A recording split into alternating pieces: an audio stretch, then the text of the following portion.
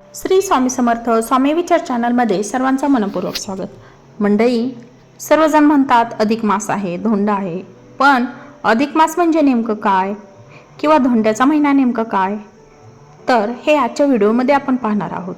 त्यामुळे व्हिडिओ जराही स्किप करू नका।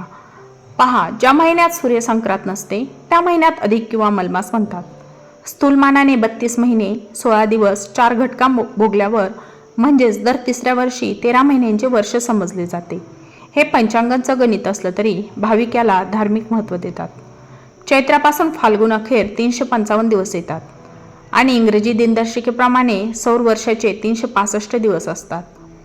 हा 10 दिवसांचा फरक 30 दिवस झाल्यावर एक महिना अधिक घालून हिंदी इंग्रजी महिन्यांची तोंडमिळवणी साधली जाते। सूर्य वर्षातील 12 राशीतून जात असतो, त्याला संक्रांत म्हणतात। म्हणजे सूर्यसंक्रांत दर महिन्याला असते।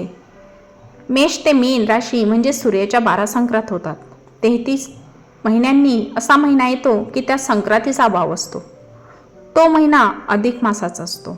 यालाच पुरुषोत्तम मास असेही म्हणतात। तर याच्यासाठी तुम्ही पंचांगामध्ये पाहू शकता, तुमच्या लक्षात येईल। या महिन्यात विविध धार्मिक कृत्ये केली जातात। अधिक मास महात्म्य वाचन करतात। चैत्र, ज्येष्ठ, श्रावण या महिन्यात अधिक मास येतो। ग्रामीण लोक याला धोंडा महिना म्हणतात। अधिक मासाचा स्वामी श्रीकृष्ण आहे। या महिन्यात भाविक भक्त तीर्थयात्रा, तीर्थस्नान, दानधर्म, देवदर्शन करतात। देवघरात महिनाभर अखंडपणे समयी नंदादीप तेवत ठेवतात। महिना अखेरीस ब्राह्मणास दिव्याचे दान दिले जाते। दीपदान केल्यामुळे सौभाग्यवृद्धी होते, तसेच इच्छा सफल होते, वंशवाढ होते। या महिन्यात शुभकार्य मात्र वर्ज्य असते। जावयाला 31 अनारसे किंवा 32 ताटात भरून द्यायची रीत आहे।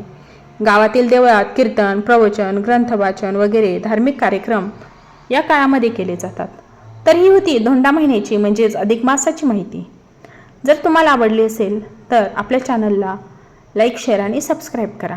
पुन्हा भेटू नेक्स्ट व्हिडिओमध्ये। तोपर्यंत श्री स्वामी समर्थ। धन्यवाद।